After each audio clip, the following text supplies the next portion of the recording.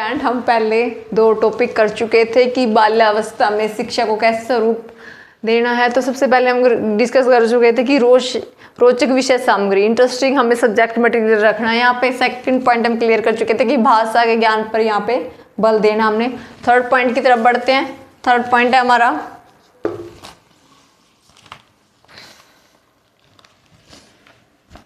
पाठ्य सहगामी क्रियाओं की व्यवस्था।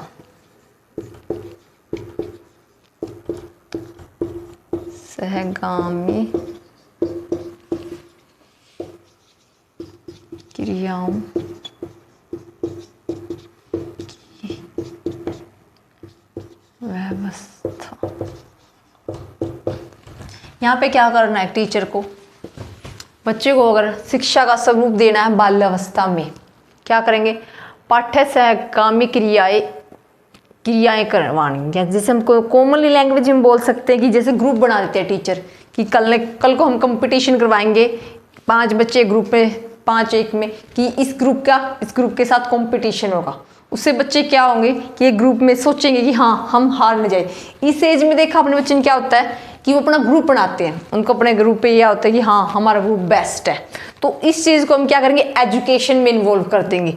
तो पाठ्य सहगामी क्रियाओं की हम व्यवस्था करेंगे कि ऐसे इस तरह की हम एक्टिविटी करवाएंगे एजुकेशन को डाल के, जिसके बच्चे एजुकेशन की तरफ बढ़े, मतलब उनको इस चीज़ में इंटरेस्ट के साथ साथ उनको क्रिएटिविटी भी एक्टिव होगी। तो पाठ्य सहगामी क्रियाओं की हमें व्यवस्था करनी है एजुकेशन को इस का स्वरूप प्रोवाइड करने के लिए इसमें। तो नेक्स्ट पॉइंट की तरफ बढ़ते हैं। नेक्स्ट है नैतिक शिक्षा।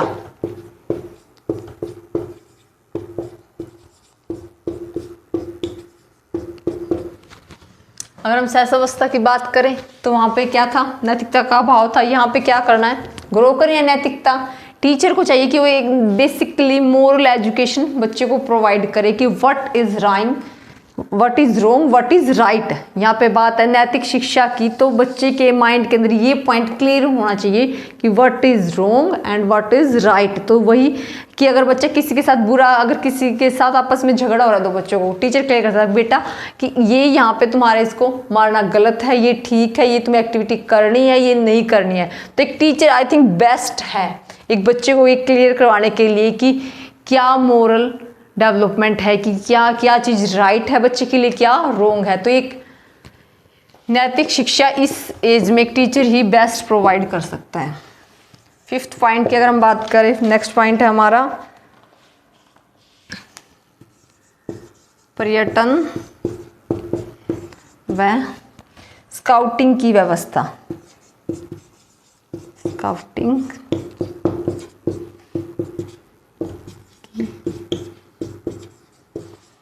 व्यवस्था, यहाँ पे हम यूज़ कर सकते हैं बच्चे को एजुकेशन प्रोवाइड करवाने के लिए पर्यटन स्थल स्काउटिंग पे लेके जा सकते हैं। अगर हम बच्चे को किसी हिस्ट्री से रिलेटेड हमें कोई नॉलेज देनी है बच्चे को, अगर हम उसको थ्योरेटिकल पढ़ाते रहेंगे कि बेटा ये था, वो था, ऐसे था, वैसे था, बच्चे को काफ़ी टाइम लग जाएगा उसको रटने में, उसको समझने में, उसको करने में। लेकिन उसी की बजाय अगर आप उसको लेके जाए वहाँ पे, मतलब कि किसी भी हिस्टोरिकल प्लेस को दिखाने के लिए बच्चों को लेके जा रहे हैं टूरिंग के थ्रू, तो क्या गया बच्चों को उसको वहाँ पे ले जाएंगे, प्रैक्टिकली अगर हम दिखाएंगे तो बच्चा उस चीज़ को जल्दी सीखेगा, जल्दी समझेगा, जल्दी उस चीज़ को एजुकेशन में ले लेगा। तो मतलब ये यहाँ पे कहने का अभिप्राय है कि ये जो चीज़ है ना, ये बेस्ट मेथड है बच्चे को इस एज में एजुकेशन देने के लिए, क्योंकि यहाँ पे ये बच्चे के अंदर इंटरेस्ट भी क्रिएट करता है और एजुकेशन में भी हेल्प करता है। नेक्स्ट पॉइंट है हमारा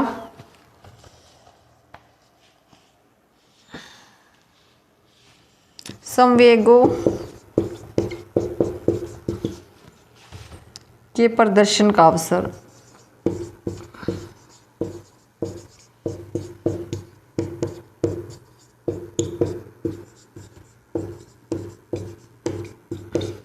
यहाँ पे टीचर की रिस्पॉन्सिबिलिटी है कि वो बच्चे को मौका दे कि वो अपने इमोशंस को प्रेजेंट करे, कि अगर कोई चीज़, मतलब उसको किसी चीज़ को लेके बच्चे को जिज्ञासा उत्पन्न हुई है कि बच्चों अब आओ बताओ आपको कैसा लगा, मतलब जो भी उसके अंदर इमोशंस बच्चे के अंदर जागृत हुए हैं उनको वो प्रेजेंट करे। एक टीचर की बेसिकली आई थिंक यहाँ पे रिस्पॉन्सिबिलिटी रहेगी, अगर उसको शिक्षा देनी है बच्चे को, एजुकेशन की अगर हम बात करें कि बच्चे को वो एक प्रॉपर प्लेटफॉर्म प्रोवाइड करे जहाँ पे बच्चा अपने इमोशंस को शो ऑफ कर सके, इमोशंस का प्रदर्शन कर सके, तभी आई थिंक इससे बच्चा क्या होगा, उसकी क्या होगा, उसकी मोरल डेवलपमेंट की भी ग्रोथ होगी, उसके अंदर से खुद से एक जिज्ञासा उत्पन्न होगी किसी चीज़ को लेके कि वो करे उसको। जैसे उसके इमोशंस बाहर आएंगे बच्चा एक्टिव हो जाएगा उस चीज़ को लेके, उसको पॉजिटिव वे में अगर टीचर लेके जाएगा तो उस चीज़ में उसका इंटरेस्ट बढ़ता जाएगा। 7th पॉइंट की अगर हम बात करें, संचय प्रवृत्ति को प्रोत्साहन।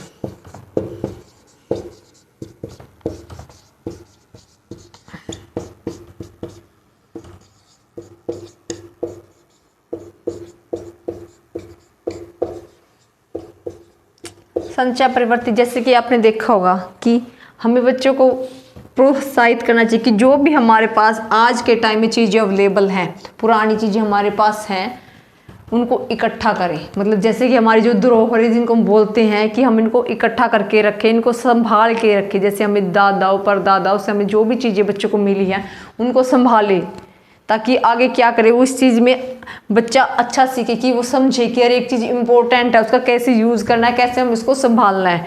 ये प्रवृत्ति जो बच्चे के अंदर होती है इसको टीचर प्रोत्साहित करे। लास्ट पॉइंट है, नहीं ये लास्ट था, इसके बाद कोई पॉइंट नहीं है, ये बेस्ट ही, यही 7th मेथड थे। मेथड भी बोल सकते हैं आप, इसको स्वरूप भी बोल सकते हैं एजुकेशन के, क्योंकि इन चीज़ों का हम यूज़ करके बच्चों को इस अवस्था में बेस्ट एजुकेशन प्रोवाइड करवा सकते हैं। ध्यान रखनी है, ये बेसिकली ये डिपेंड है बच्चों के फीचर्स पे। अगर फीचर्स बच्चों के हैं, नेक्स्ट पॉइंट रह गया शायद, जिज्ञासा की संतुष्टि। हाँ है लास्ट पॉइंट, मैं भी कह रही कि एक पॉइंट और था, जिज्ञासा की संतुष्टि लास्ट पॉइंट रहता अभी।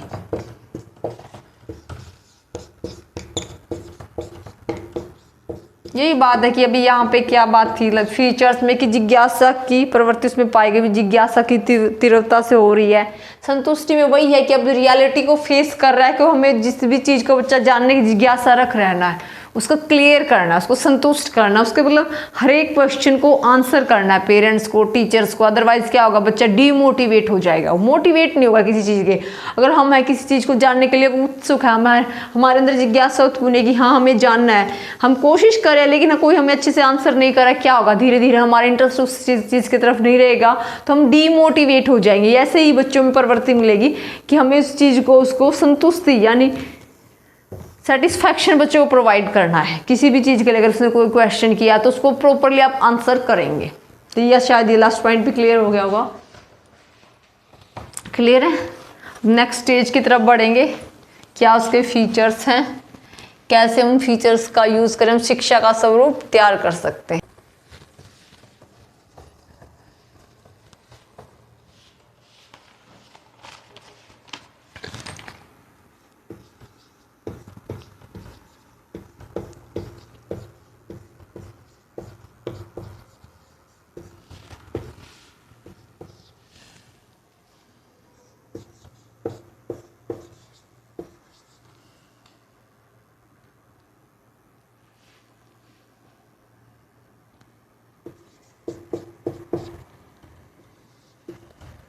किशोर अवस्था, ये है हमारी 12 से 18 वर्ष।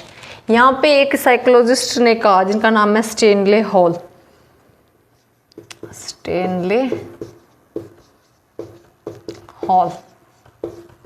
ये क्या कह रहे हैं, इनका कहना है कि ये बहुत ही संघर्ष, ये अवस्था तनाव और तूफान का विरोधों की अवस्था है। क्या क्या पॉइंट इसने यहाँ पे ली है कि ये अवस्था क्या होगी, बड़े ही संघर्ष। 4 पॉइंट इसने बोल दिए हैं। सेकंड है तनाव, थर्ड है तूफान और विरोधों, तूफान व विरोधों की अवस्था।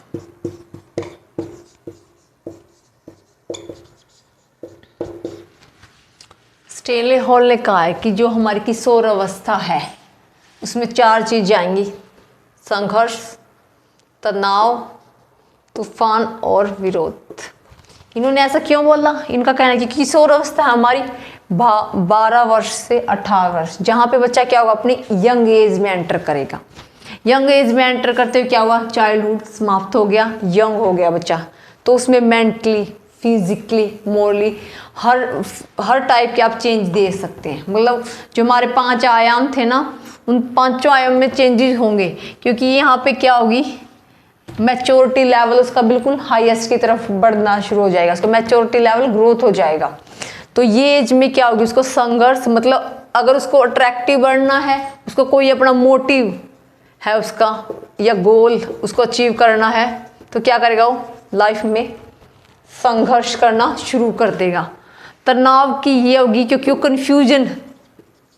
कन्फ्यूजन यहाँ पे रहेगी उसको, बच्चे को, कि उसको क्या करना है, क्या नहीं करना है, क्या उसने जो सिलेक्शन किया उसका गोल है वो बेस्ट है। तूफान, यहाँ पे उसको प्रॉब्लम फेस करनी पड़ेगी बच्चे को।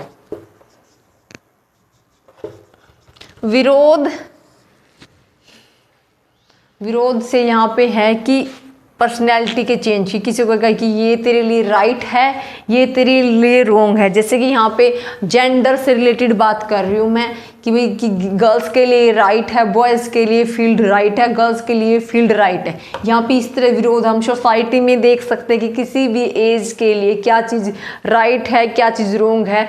सोसाइटी ज़्यादा आई थिंक बेटर से बच्चों को बता सकती है। तो विरोध यहाँ पे वो कहा गया है। तो यहाँ पे जो 12 से 18 वर्ष की एज रहेगी, जहाँ पे बच्चा अपनी चाइल्डहुड से अपनी यंग स्टेज में एंटर कर रहा है, तो ये स्टेने होल कह रहे हैं कि वो बहुत ही ये डिफ़िकल्ट हमारा एज पीरियड है, क्योंकि यहाँ पे हम अपनी चाइल्डहुड मतलब दूसरों से डिपेंडेंट से खुद सेल्फ डिपेंडेंट हो रहे हैं। तो यहाँ पे हमें सबसे पहले अपने मोटिव डिसाइड करने हैं, उनको कैसे हमें मोटिव को प्राप्त करना है, तो उसके लिए क्या क्या हमें प्रॉब्लम फेस करनी है, कौन कौन हमारे इस पे विरोध करेंगे कि ये ठीक है, ये तेरे लिए रॉन्ग है, ये तेरे लिए राइट, अपने ओपिनियन भी देंगे यहाँ पर। तो स्टेने हॉल का कहना है कि जो ये स्टेज है, ये सबसे मुश्किल स्टेज है हमारी, क्योंकि यहाँ पे न समझ नहीं पाता कि उसके अंदर क्या चेंज हो रहा है, कैसे उसका माइंड डाइवर्ट हो रहा है, तो कन्फ्यूजन भरी एज है। ये पॉइंट क्लियर है आपका कि किशोर अवस्था एक्चुअली रियल में क्या अवस्था है। तो स्टेनले हॉल ने तो ये मानना है कि ये बहुत ही डिफिकल्ट अवस्था है। हम यहाँ बात करते हैं किशोर अवस्था की विशेषताओं की।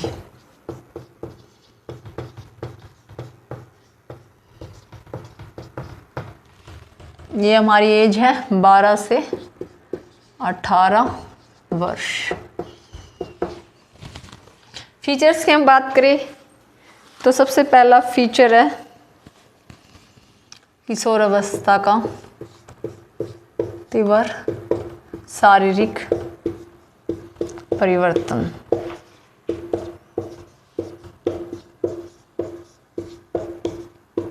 यहाँ पे आप देखेंगे इस स्टेज पे आके बच्चे में क्या होगा, स्पीडली उसमें चेंज हो जाएगा। अगर बॉयज़ है तो प्रॉपर एक बड़ा लड़का बन जाएगा, गर्ल चाइल्ड की बात हो प्रॉपर एक बड़ी, मतलब उनकी बॉडी स्ट्रक्चर में प्रॉपर चेंज आप देख सकते हैं।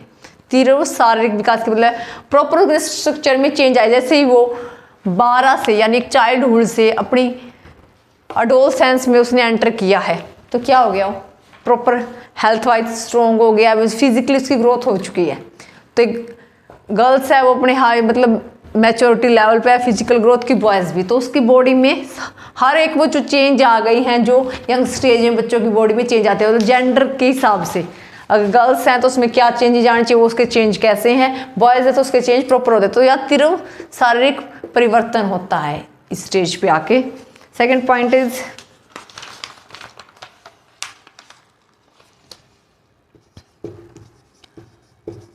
अधिकतम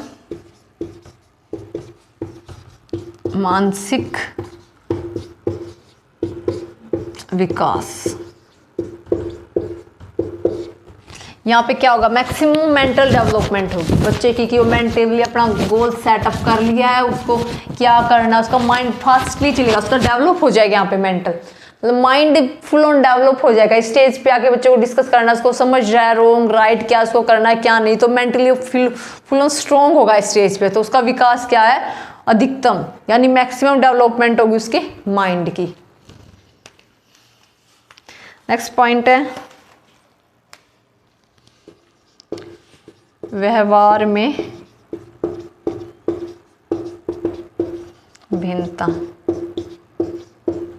यहाँ पे आप बेसिकली स्टेज में आप देख सकते हैं हर एक बच्चे का नेचर है, अलग अलग हिसाब से वो रिएक्शन देगा। जैसे कि कुछ बच्चे शांत, बिल्कुल शांत हो जाएंगे अपनी यंग स्टेज में आके, कुछ बिल्कुल ही चिल्लाना, जैसे चीखना चिल्लाना, कुछ अपनी क्रिएटिविटी में गुम रहना, कुछ ज़्यादा लड़ाइयाँ झगड़े करना, कुछ मस्ती, मतलब सबका अलग अलग नेचर है। जैसे यहाँ पे आके क्योंकि क्या हो गया, डोल साइंस में उन्होंने एंटर किया तो उनका नेचर अपने आप चेंज हो जाता है। सबका नेचर अलग अलग होता है। कुछ बच्चे को क्रिएटिव हो जाते हैं, कुछ एजुकेशन की तरफ ज़्यादा जाते हैं, कुछ को स्पोर्ट्स में ज़्यादा इंटरेस्ट हो जाता है तो खेलना उनको ज़्यादा पसंद है, कुछ को लड़ाई झगड़े, कुछ को अपना शांत बैठना, एकांत में बैठना, तो ये चीज़ें ज़्यादा पसंद आने लगती हैं। तो ये 3 पॉइंट क्लियर है। नेक्स्ट डिस्कशन हम नेक्स्ट क्लास में करेंगे।